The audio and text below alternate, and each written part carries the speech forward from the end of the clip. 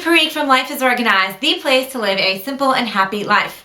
And today I'm going to do something really different, and I hope to do more of it in the future. You know, I love to share simple ideas on how to live more productively and happily in your life.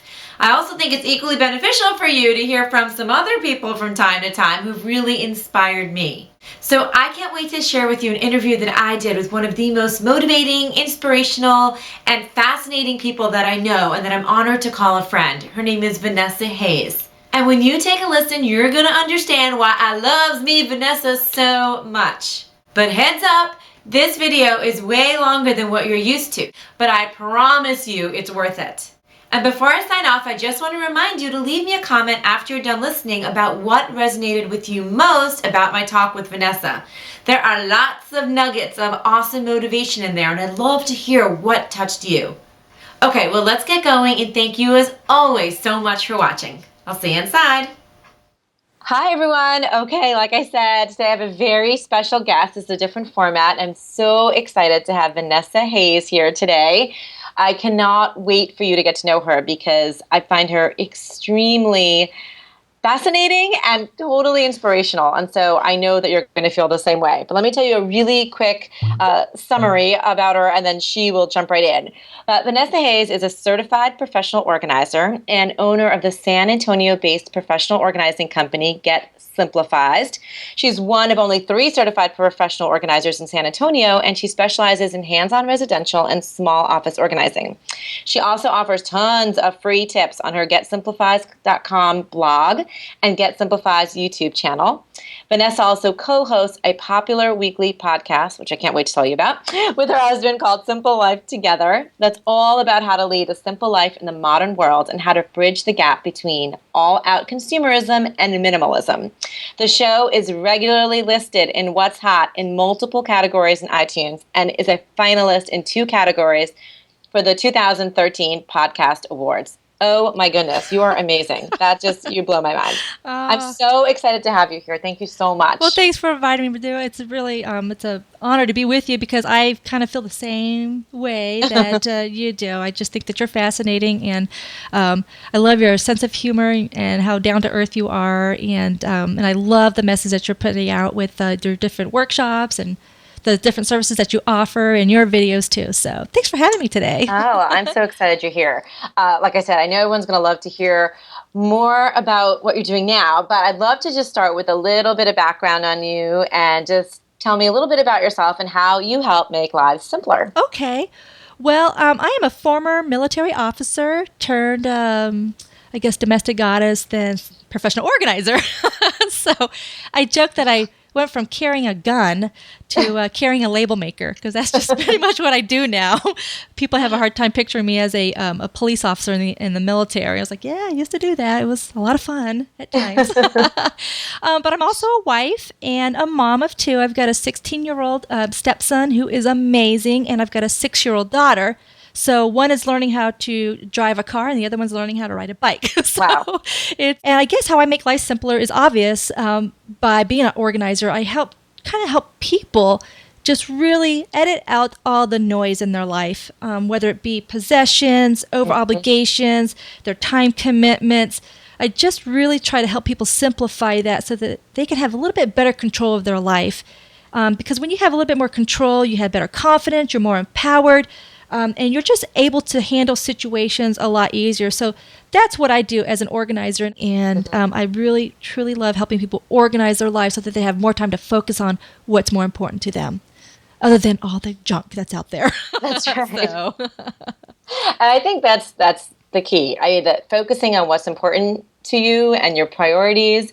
And I know that'll take me into my next question, because I know you've made some changes to your lifestyle. You've kind of been on this maybe journey to simplification. And I'd love to hear more. And I think everyone would love to hear how you sort of restructured your own life to lead more of a simplified lifestyle. Sure. Well, I tell you what, just because you're organized doesn't mean that you're not victim to like consumerism and all the stuff that's out there. But I guess our journey started, and my husband, his name is Dan.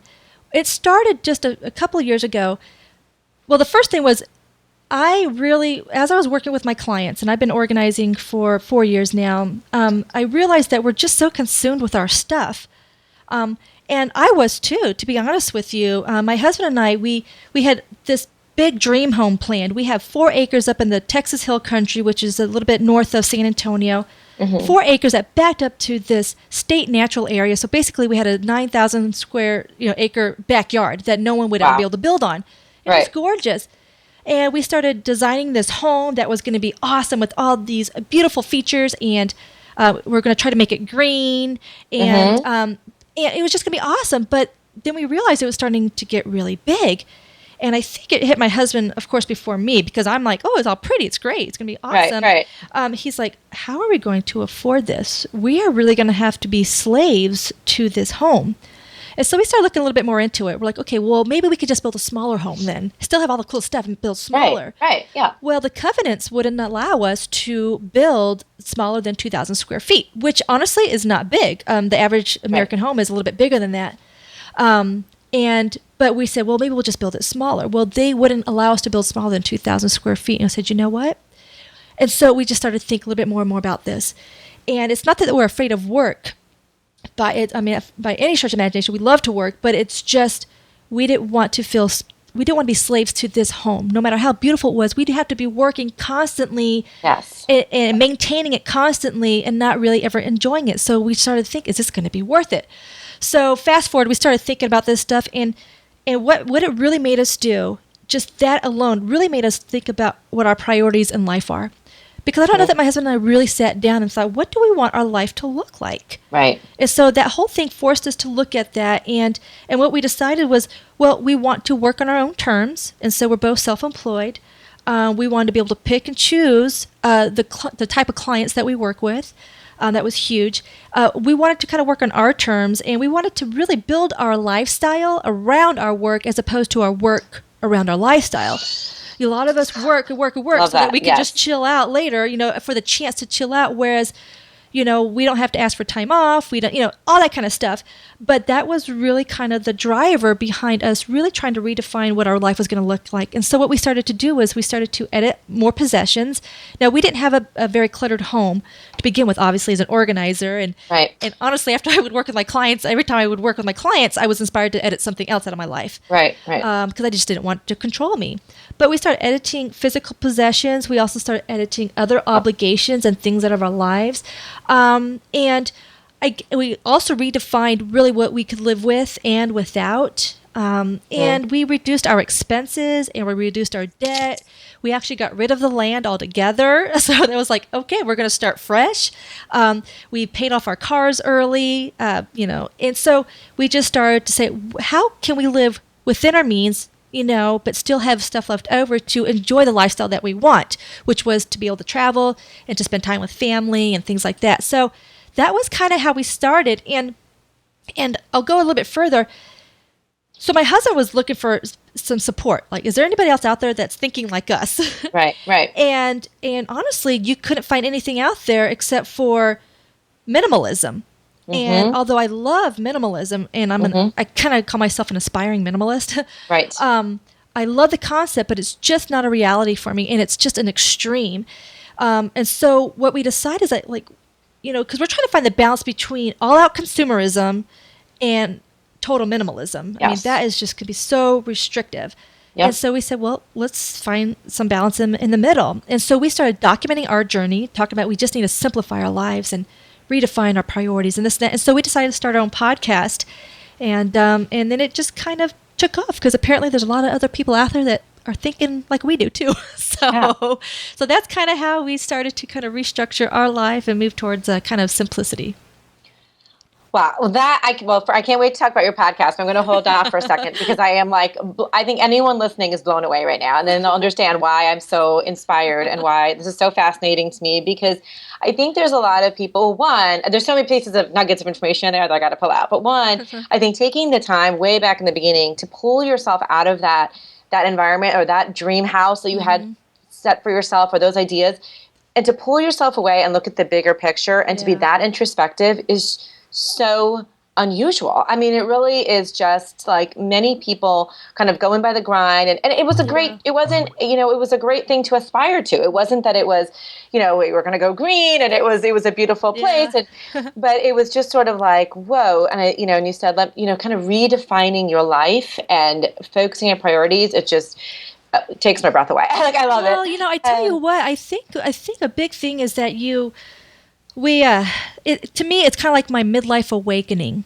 Mm-hmm. And you and I have talked before offline about how you became more organized, and it was, having a family and all that stuff, and how that really kind of wakes you up. Mm-hmm. And you have to really look at what your priorities are in life. I wish that everybody could have this kind of awakening. I call it my midlife awakening. I'm getting ready to turn 40. Woohoo! But it was like, wow, because it makes you look at all the other facets of your life, not just simplifying my possessions. It goes so far beyond that, because when you look at your priorities, then you start to question everything. You start to question, is this in line with the priorities of my life? Mm-hmm. And we have 5 F words that are popular in our life. Really? Yes, we say the F word a lot. And so our priorities in life are faith, family, fitness, finances, and freedom. I'm writing that down. Oh, thanks. Because I think it's going to be part of my notes after this. Faith, family, freedom, finances. What was the other one? Faith, family, fitness, finances. Yes. Yep. Okay. And our freedom. Because we used to say future, but future seems so far off. Yeah. We wanted our freedom now. Yes. Yeah. And so I think what happens is that, like you said, we just get stuck in the grind. We're so used to the typical work with a deferred retirement plan. So you work until you're 60 or 65, then you retire, and hopefully you're in good health enough to be able to enjoy all that stuff that you worked so hard to get to, So we kind of started going, well, we had nothing against that. There's if that's working for you, that's great. We just decided that we kind of want to enjoy little mini retirements now. We wanted to kind of enjoy life now, responsibly, of course. I'm not at all suggesting anybody be irresponsible. We still have savings and all that good stuff. Right. We still have retirement plans, all that good stuff. But why not live well within your means so that you can truly enjoy life now? Because what happens is that, it's the whole rat race thing, and that's just what we're taught to do. And you do it without knowing it. I think just subconsciously you're just going along with the grind and this and that. But until you stop and you just like, put the brakes on, let me figure this out. What do I really want to do? And if that still works for you, if your day-to-day job is good, it's fulfilling, because there are a lot of folks that love their work that they do. They have no problem doing that. Yeah. And we totally aspire, we totally appreciate people that, really love doing the work they do and whatnot. But for us, we just had to stop and think, okay, what are our priorities? Because a lot of people just don't look at their life priorities. And so anyhow, that's kind of what we started to do to kind of simplify our lives. And anyway. So one last thing on that. Was it scary to take that first step to say, what was the first step, and how scary? What did that feel like? I mean, I just got to imagine that's like, and then it gets easier. I imagine it gets a little easier as you feel the weight off. I mean, when you said, I paid off my cars, I paid off our house. Like that weight, I can't even, it must be exhilarating. But I imagine the first step must be like, what are we doing? Or I don't know. Like what? Well, what was that like? What was scary was having to redefine what our dream was to me, because I'm all about once we sit on a path, I'm the task manager in the family. My husband's kind of like the dreamer, the planner and stuff or whatever, and then I make sure everything gets done.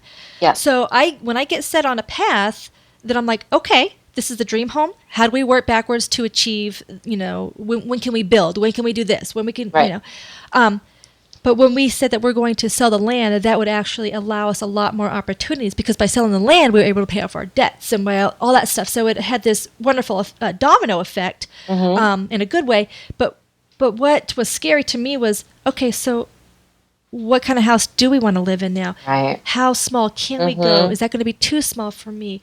Right. Trying to reprogram my mind to think I don't have to have a guest room. Yes. I don't have to have an extra living and dining room. I don't have to have 2 cars even. Right. Because we're considering that, just going down to 1 car. Woo! But that was the scariest part to me, because I had in my mind exactly what I wanted as far as the home and our life and this and that. And now having to redefine that was hard. But once we kind of got past that, and we're still trying to figure it out. We don't have it all planned out yet. Yeah. But what we know is that we have a lot more options. And anyway, so that was kind of the hardest thing. Now, as far as simplifying our lives even more, everything has been pretty easy for us. We actually started this challenge called the Edit and Forget It Challenge on our podcast, where we encourage our listeners to edit 2013 things from 2013, the year 2013. Oh, wow. And a lot of people have done it and met it, but it's more than about the numbers. It's just more about the process of letting go and questioning, why am I holding on to this thing? Why do I have this? And is that really going to fulfill my life in the future? Or am I just keeping out a sense of obligation and all that kind of stuff? And I know you deal with that with your clients, but the hardest thing I had to do was I started a challenge called Project 333, and it's by Courtney Carver, and it's how you edit your wardrobe down to just 33 items to wear for 3 months. Yes, 33 items for 3 months. Now, that's a minimalist minimalist That's idea. definitely minimalist approach. But I wanted to test it because if I'm going to talk about bridging the gap between minimalism and consumerism, I needed to have an idea of minimalism a little bit. Right. And boy, did that push me. I mean, I was in tears because I love my wardrobe. I take great care in how I look, and my wardrobe was edited down to just the certain few items that I love, and I wore everything in my wardrobe. But to take it down from 300 items, and that's everything. I'm talking workout clothes and all that. Right. To just 33 was pretty traumatic for me. Wow. That would be traumatic. That would be traumatic. Right? So anyhow, but it does get easier, but it is a process. Just like getting and staying organized, it's a process. You have to constantly reevaluate your priorities. There's times where you fall off the wagon, so to speak, where I'll buy something, but I'm like, why did I buy that? And then I end up getting buyer's remorse. I'm like, see, that's why we're simplifying our lives, because we don't need all that stuff. So it can be a roller coaster at times, but overall, it has been so, I don't know, I guess empowering. Like I said, it's a midlife awakening for me, and I just absolutely love this idea of living a simpler life, and because you end up living life on purpose. You are a little bit, you're just a little bit more purposeful. Exactly. You just, purposeful. Yeah. You really are more deliberate about the decisions that you make, and mindful, I guess, is the word. So and I think just for anyone listening and getting scared, it's not about getting rid of everything, and it's about keeping the things that mean the most to you, that you love, that you're deliberate about. So I could talk to you about hours about that, but we have to move on. And I will talk to you about my next favorite topic to talk to you about is your podcast, which I'm obsessed with. I love them. Anyone who's listening to this, you must listen to Vanessa and her husband, Dan, on their podcast. So first of all, I have to say, the way you guys speak, communicate, banter, I don't know what it is so natural. On one hand, I'm like, okay, they must be married. And on the other hand, I'm like, how can they be married and still have this amazing relationship? It's like you finish each other's sentences. It's so beyond all that, you've had amazing growth. Like you said, there are people who are clearly really need this support, and are attracted to this and are loving it. I think you're winning your podcast awards, and I mean it's amazing. So how did all this happen? What's this journey been like? Tell us about it, and please tell us how everybody can get on here and listen to it. Okay, well, it is a weekly. It's a free weekly podcast where we talk all things simple, and it's called Simple Life Together, and it's leading a simple life in the modern world. And like I said earlier, it's about kind of bridging that gap between minimalism and all out consumerism. It's just trying to find some middle ground there, and defining what simple means to you, because it could be different for everybody. We started it a year ago, actually, this month. We started in November, but we launched everything in December of last year, and it immediately just took off. It was in What's Hot, or actually it was new and noteworthy for 2 months straight, and then you get bumped from that after 2 months, and then we were in What's Hot. And we've just consistently over the past year been in 5 different categories in iTunes. Amazing. And What's Hot. So I guess it just told us, and we didn't know. Like I said, we were just documenting our journey ourselves and just talking. And heck, I can barely stand to listen to myself talk very long, but we put out between 30 to an hour episode, 30-minute to 1 hour episodes. So what we do is, we just talk about anything from simplifying your life by organizing, or with simple tech tips, or just like we were talking earlier about how to just kind of really look at how to redefine what's important in your life. So define your life goals and things like that. And then we throw in a lot of different like military terms because my husband and I have military backgrounds, and he is absolutely hilarious. He is just you guys are so funny. He's so funny. So funny. We banter back and forth, and he cracks me up because he just will throw something out there totally unexpected, and I can't help but laugh into the microphone really loud. But that's what we do. We have listeners in 144 countries around the globe. Wow. And like I said, I just think that people really were eager for something like this because we don't pretend to be experts at all. We have a lot of things that we like to offer from our backgrounds in the military and how we managed and led and trained and communicated. And so we offer that as tips too, that because those things can help simplify your life. And so I think the most amazing thing about the podcast for us and what keeps us going and what keeps us putting out more content is all the feedback that we get. There's feedback that we get that I just cry because I have my hands-on clients that I love and they're wonderful, but for some reason, you get feedback, but you don't always get feedback. They're just like because they're paying. They're paying you. They're like, okay, thanks for getting it done. Appreciate it. I know what you mean. But my shouldn't say I have favorite clients, but the clients that I really connect with are the ones that really value what I offer them, and they internalize it, and they really truly are trying to change. But that's what we get from the podcast, and people are just, daily we get feedback talking about how we motivate, and they love how we educate and inspire them, and people are changing their lives too. And I love it. How liberated they feel. Yeah, it is. So that's what our podcast is, and it's at simplelifetogether.com, and you can subscribe there. We have all of our podcasts listed there, and we do more stuff too. We have additional blogs, and we're starting to do more videos and stuff on there too. And so that's where you can find more about Simple Life Together, is at simplelifetogether.com. You can also find us on iTunes, and you can subscribe in iTunes, and there's other podcast directories too. So, and if your folks don't know what a podcast is, it's basically an online radio show is what it is. So, but you can just listen.